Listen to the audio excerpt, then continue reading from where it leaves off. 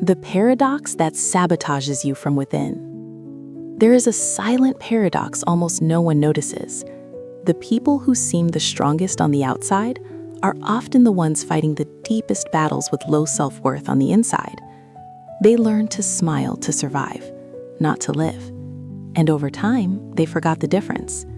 And maybe that's you. If it is, this video is for you. Here's something almost no one explains. Low self-esteem doesn't begin when someone rejects you. It begins when you start believing that rejection was telling the truth about who you are. This isn't just psychological, it's spiritual. Without realizing it, you fall into a pattern. You make yourself smaller to be accepted. You hide so you won't be criticized. You avoid trying so you won't fail. The Bible shows this clearly when Gideon heard, "The Lord is with you, mighty warrior." And he answered, "I am the least. I am not capable." Gideon trusted his pain more than his purpose. And maybe you're in that battle right now too. But today, that begins to change. The real roots of low self-esteem. Low self-esteem isn't insecurity. It's a wounded identity. It's born when something that happened to you turns into who you believe you are. Words that were spoken, silences that lasted too long, absences that were never explained. Over time, you start seeing yourself through those wounds. But there's a simple, powerful spiritual truth. You weren't born feeling small. You were trained to see yourself that way. The problem isn't who you are. It's the lens you learn to look through, and a cracked lens distorts everything.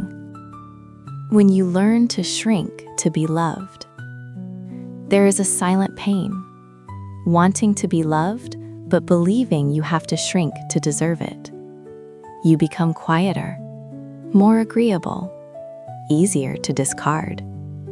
That adaptation feels like protection until one day you realize you don't know how to live without it.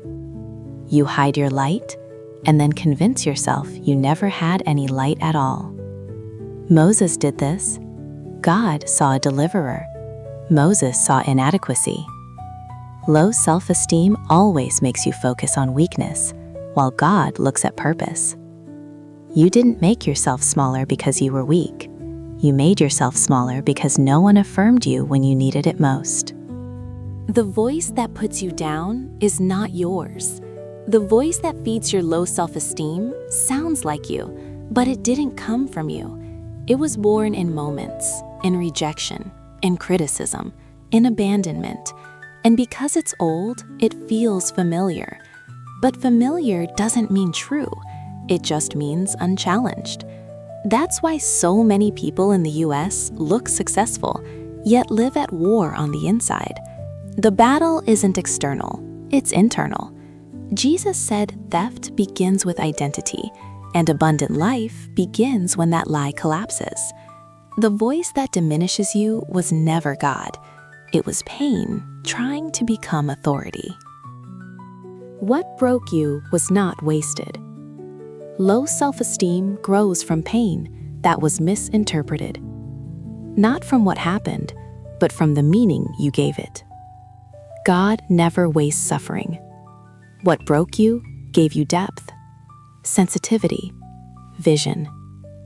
The problem is that you started calling those marks defects, but God sees raw material. He doesn't see you as broken. He sees you being rebuilt. The invisible cycle. Low self-esteem creates a cycle. You believe you are less, you act like less, you receive less, the lie feels confirmed. You begin accepting emotional crumbs as if that's all you deserve. But people with low self-esteem don't want little. They just believe they don't have the right to more. That is emotional slavery. And the cruelest part is that it feels normal. And slavery was never God's plan for you. The distorted mirror. You don't see yourself as you are. You see yourself as you were wounded. Elijah, exhausted, said, "I am no better than anyone else." That wasn't truth. That was exhaustion speaking. Pain creates false reflections. But God never looks at you through your wound. He looks through your essence. Healing begins when you change the mirror. not the person. Soul fatigue. There is a kind of exhaustion rest can't fix. It's the exhaustion of trying to prove your worth all the time. Jesus said, "Come to me, all who are weary." He wasn't talking about bodies. He was talking about wounded souls. Your value doesn't need to be proven. It was never on trial, and God has already recognized yours. The comparison that steals identity. You compare your real life to other people's edited moments, and you always lose. God never created you to compete. He created you to reveal something unique through you. Comparison steals joy. Spirituality restores identity. When the past becomes a prison. Low self-esteem lives in the past. Unhealed trauma keeps speaking in the present. But what wounded you has no authority to define you. Joseph was rejected, forgotten, betrayed, but not defined by those things. You are not what happened to you. You are what God is building in you. When the wound becomes identity. The most dangerous point is when pain stops being an event and becomes an identity. You begin accepting less love, less respect, less life. But Jesus never looked at anyone through their wound. He always saw thirst, not weakness. Thirst for value, for identity, for truth. Identity was never lost. Low self-esteem tries to erase who you are, but identity is never lost. It's only forgotten. Everyone God called doubted themselves. Doubt doesn't cancel calling. God sees greatness where you only see fear. The voice that restores. No human words healed your wound, because the wound is spiritual, and only God's voice reaches that place. The world speaks about what you did. God speaks about who you are. When you hear the right voice, the lie loses its power. The courage to see yourself as God always has. There is a spiritual strength that awakens the moment you finally decide to stop seeing yourself through your wounds and begin seeing yourself through grace. This is where transformation happens. Because courage isn't the absence of fear. Courage is looking at everything that tried to destroy you and saying, "This explains me, but it does not define me." And maybe that's the step you need most today. Your whole life, you were taught to evaluate yourself by your worst day, your mistakes, the criticism you received, the people who didn't stay, the words that diminished you, the comparisons that hurt you.